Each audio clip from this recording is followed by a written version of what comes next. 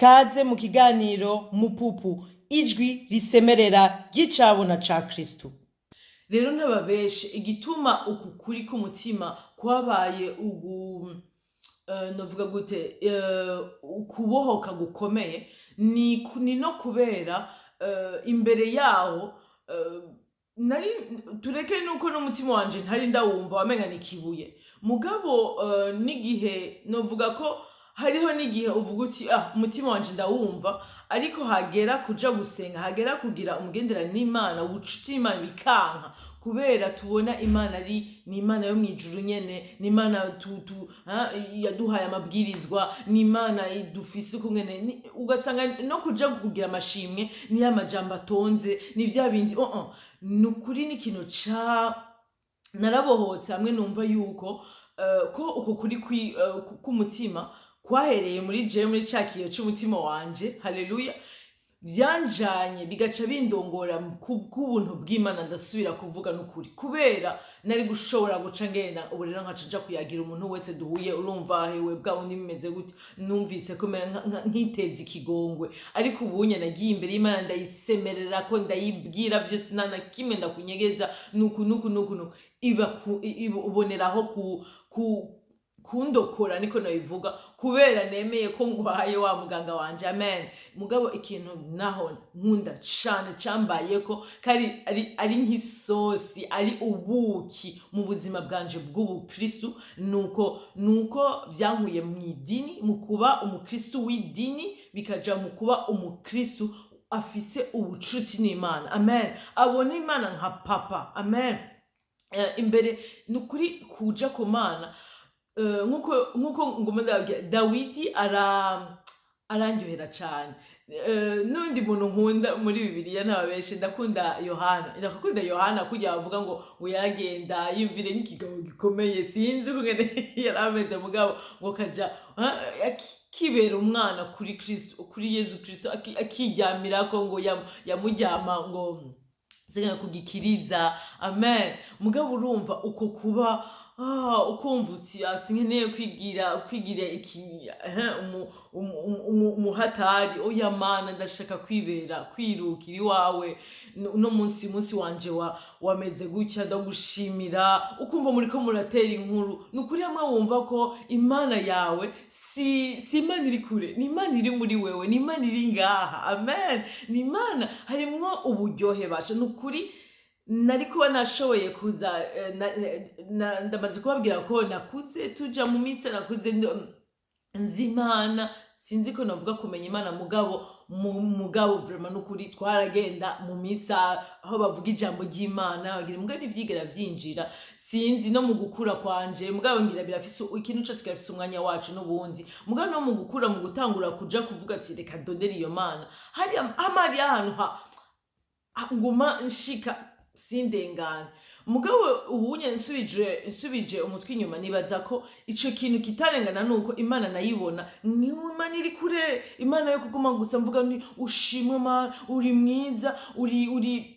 ibintu ivyo nivyo nkibandanya no mugabo hariyo n'igihe naje imbere y'Imana nigirisha nkaguma gusa ndayibwira uri mwiza ukoza mugabo ntigera numva ko ndekuriwe niko nabivuga bibereye kuja kuyibwira ko Mana nukuri no munsi jewe nukuri numva ntamerewe neza amwe numva sinkeneye kwigirisha imbere ya kujya ushobora kuyagisha umuvyeyi wawe umugenzi wawe canke sinzi uwo muntu mufise umugenderanire wumva n'ukuri uba wewe nyene atacutinya ushobora rimwe kuza utangura urira ejo ugatangura utwenga bishobora no guhindagurika uko bije mugabo ukumva yuko ufise uko kwidegemvya mu Mana amen uko kwidegemvya n'ukuri hamwe uvuga uti umutima wanje ndawuguhaye amen nukuri ndaje ngaho gira ndakuyagire ndakubwira urazi ko usanga uri kurasenga umwanya wose amen kuko urumva yuko uko gusenga si bimwe byo gusa uja muri chambre wenyene uja mu isengero honyene naho urahabandanya ubigira nivyo kuko nako kanya karakenewe umugabo urumva ko guma wumva uri kurayaga je nukuri wogira ngo ndumusazi go ari n'igihe ndateba nkashiramwe ama écouteur two kumviriza nkuko ukiyumvira ngo ndiko ndumviriza ikintu mugabo kugira ashobore no kuvuga avuga nti mpemuyera ndagukumbuye umeze gute Yesu nkumva ndiko ndayagisha mpemuyera ndiko ndamuyagisha ndiko ndayagisha papa wanje ndiko ndayagisha Yesu Kristo none ko ari ndavuga gute imana yacu ni imwe ni butatu bweranda mugabo ni imana imwe amen ndavuga nti imana nukuri numva ndyohewe numva no munsi nukuri yo ndamerewe neza ndumva ndagushima nkumva nyene ibintu bisohoka nyene atari ibintu bifise birimwo formule birimwo siziko nabivuga ibiharuro ntegerezwa gutondeka guta amajambo oya sinsubira no kububoroka ibisabisho mba umuntu umwanya nta gisabisho na kimwe gisa n'ikindi kuko ni imyanya ntisa kuko hariyo n'indi minsi camba umuntu aza mvuga nti nukuri merewe na nukuri simeze neza nukuri ndababaye iki kintu kimeze gutya no munsi nkavuga ukungene niyumva nuko uko niko gusenje nukuri umuntu yombaza ati gute ushobora kuba icyafashe nshije niko nawe yavuga kugira numve ndamaze kubabwira ko imana iraryoshe gute ubwo buryohe bwaje nuko kuba ukuri mu mutima kuri jewe nyene mugabo nkaca nkabijyana imbere y'Imana kandi nkumva uko kwidegevya ndamufata nka papa amen nkafata Imana yanje nka papa amen Kristo nuvuga gute kugira bavuga ngo turabageni ba Kristo ni nk'umugabo wawe ni nka n'umugenzi wawe mwemuyera ntitwigera tuba twenyene amen niho rero wumva yuko Imana n'umugenzi ashaka kuba umugenzi wawe ashaka ko kumva ko ari umwe muri twebwe kuva tumwakiriye nukuri birambabaza kubona abantu batazi Imana abantu baba nyene bakigwanirira urabona umuruho nukuri ivyo bintu birambabaza kandi n'abasengera cane haleluya Imana ndayisenga yuko ariyo iza yonyene ku bushobozi bwawo ahicisha hose mugabo ikaza no kuri ikayongesha iyo mitima kugira ishobore kuva kuba iyikibuye ija kuba y'inyama amen mugabo hari n'ikindi kintu kimbabaza ni kuba umukristo abayeho ubuzima yitwa ngo arabanyemo n'Imana mugabo bikaba bimeze ibintu bigumye ico kintu ni kintu nzingene kimeze mugane ni kintu nzingene kimeze iyo kimenetse amen tukava muri iyo mpwemu y'idini esprit de religiosité ikameneka nukuri tukaba abantu nukuri bukuri n'Imana amen badatinya Imana ico gitinyero c'Imana dukwiriye kugira nabe ari ugutinya Imana kuja kuyibwira uko mbabaye kuja kuyibwira ikindi mwo niyo co bari kibi na kibi nkayitwara mvuga Mana ego na 10 no munsi yo nabeshe Mana nagize nkumva nivyo sindayinyegeza ahubwo ni kubera nyene kubera nzi yuko niho hantu nkenereye ubuntu bwawe Mana ahantu harangoye gutsinda ariko ingufu zanje ntizizobikora ni wowe uzobikora Mana none nshoboza ahantu ndashaka kuharekana naho amen kuko ico gitinyiro c'Imana mvuga urumva nico kintu nico nyene je uko no gisigura ni uko kumva apana gutinya Imana ahubwo kubahuka Imana kuyibwira vyose amen kuyisesera kumva yuko ico gitinyiro c'Imana nukwanka ico kintu cose coshobora kuntandukanya n'Imana kandi ni ikintu kintwara gukunda Imana hejuru ya vyose kandi no kubona Imana nk'inyishu yanje ahubwo ntiyaba ari umuntu niyaba ariyo ahantu hambere nshoboye kumva ntafise ntokwiriye kugira isoni y'ikintu na kimwe yo guhisha ikintu na kimwe n'imbere yaho haleluya nukuri sindababesha ndafise abantu badasanzwe mu buzima bwanje ariko nibaza ko ata numwe mbwira ivyo mbwira Imana vyose haleluya nukuri Imana irakwiriye kuba iyo twitura tureke uwa mbere mugabo no muri vyose atana kimunyegeje abantu turashoboye gucirana navuga gute kujujanya gucirana urubanza niko nabivuga mugabo ndababwira kandi ukubera kudatomokerwa umutima w'uwundi kutamenya. Mugabo Imana izi vyose, itomokegwa imitima yacu iyo ugiye kwibwira. Na Kristo yaravuze ati sinaje kugira ndabakondane, novuga gute, kugira ndabacira imanza, ariko nabaje kugira nkore ku mitima yanyu. Amen. Kugira adukize nyene. Amen. Urumva rero uja imbere y'Imana uvuga uti iyi Mana yagiye sigira ikija, Imana ntija no kukuvuga. Imana iciza ikitaho wewe nyene, ikaguha gushobora no gutahura ibintu kuri wewe nyene utari kuratahura. Ni kenshi je nshobora kumva yuko kubera nashize ico kiyo imbere y'umutima wanje, nkabona nta hantu hameze nabi, ahantu hamenje nja kwa muganga. Amen. Acambwira Imana, nkabwira Saint Esprit n'ukuri mpwemu yera, je sinzi gituma aha hantu ndahagirira ishavu, ndahambabaza cane, sinzi gituma. Umva aha ndiko ndababwira iyo wumvise nyene wagwaye, uvuga uti sinzi gituma n'ukuri, ukavuga uti n'ukuri ahantu harambere, namwe ndagusavye umbwire ni kubera iki aha hantu hameze gutya. Sindiko ndabitahura. Urazi niho duhera n'ikibanza bwa bucuti na mpwemu yera n'umugenzi n'ushaka kuza kuyagisha. Nukuri ukumva nabwiye ntusubira kumva uri wenyene. Tureke ko nawe wenyene usigara uyagisha umutima wawe, mugabo wumva uriko uyaga na mpwemu yera w'Imana. Amen. Kristo muri twebwe. Amen. Muguma muyaga umwanya wose, niyo uri kuratambuka ukavuga uti yo aha hantu hameze gute, nifatemwo gute, imeze nogira nocagura iki, ukumva urabigira. Sukuvuga ko utosubira kwihenda. Rero igihe mugabo turabikuramwo, hari igihe udashobora gusobanukirwa, mugabo kubera uzi ko muri kumwe, niyo uhushije we ntaguhusha. Amen. Wewe aramenya avuga ati aha ndetse kuhusha hariho icigwa ngenda kwigishemwo, ejo uzomenya guhagarara. Sinzi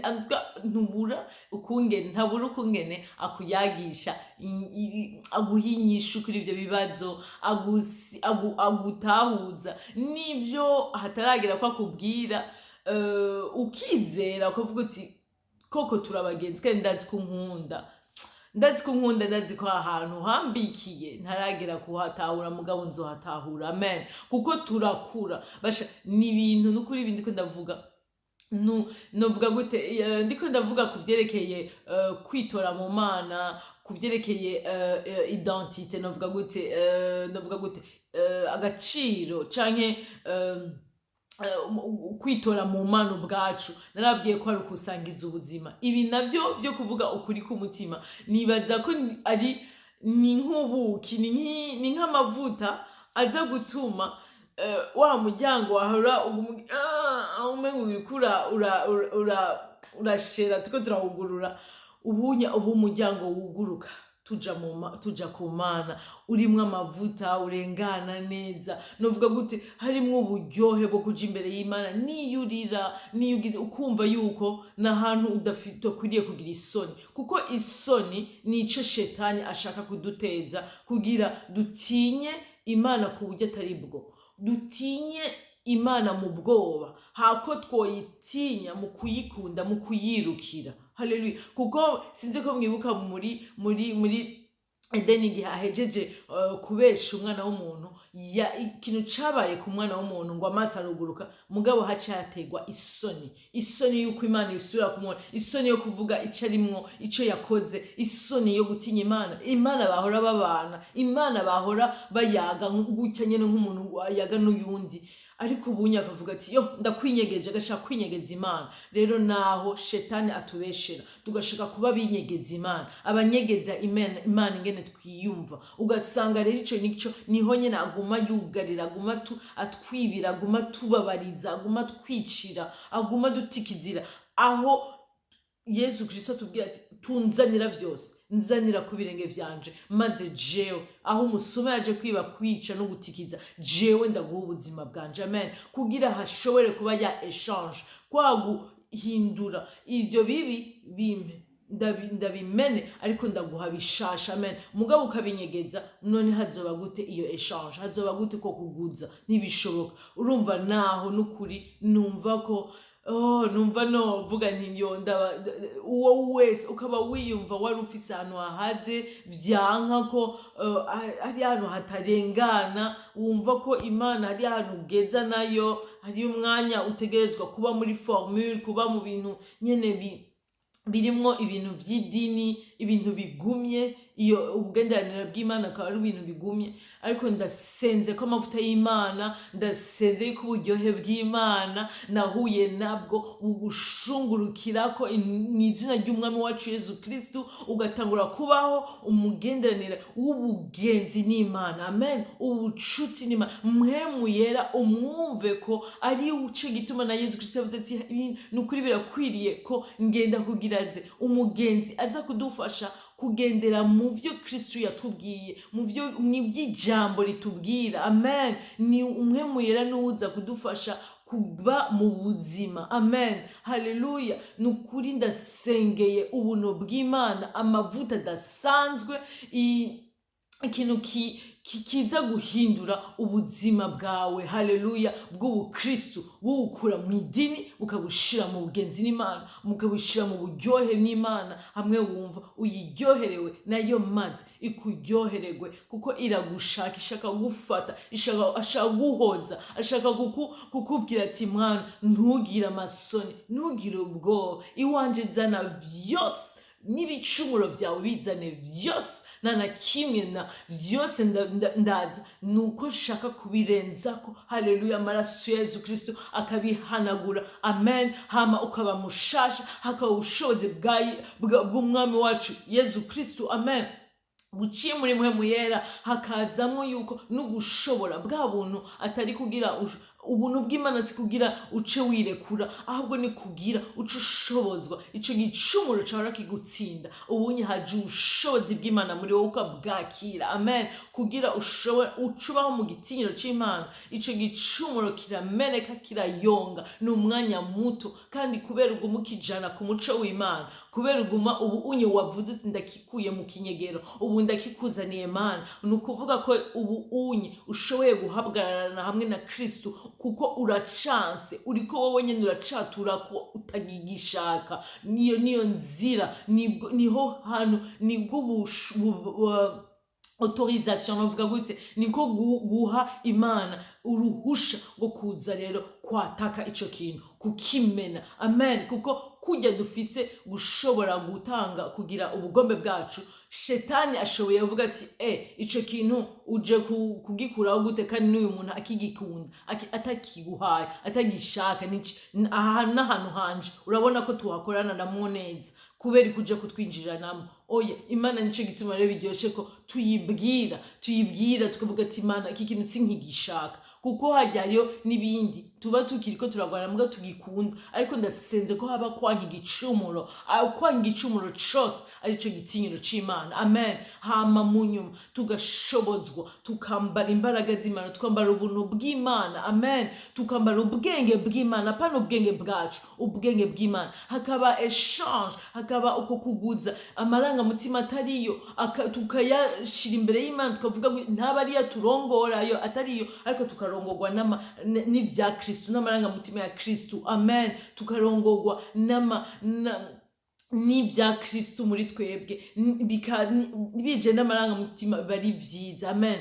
Kuko na Kristo yarafise, yarashoboye, yararira. Kristo nawene yaramena umutima wiwe imbere y'Imana. Kristo yarashobora gushika ahantu kubera ikigongwe akarira, ariko ivyo vyose yari bimwe biva muri mpwemu. Amen. Apana vy'umubiri. Ni navyo rero duca turonka igihe tugiye kugira iyo exchange, tugiye kugira uko kuguza. Amen. Kubijana ku Mana. Amen. Imana ikabiturira vyo bibi ikaduha vyiza bishasha. Amen. Tugendera mu vya mpwemu. Amen. Nukuri ntidugasubire kugira amasoni ikintu na kimwe, tube abumva yuko bidegevya mu Mana. N'umupapa wacu ashaka kutwumva, adutahura kandi ashaka kudukiza, mugabo arakeneye ko tumusaba,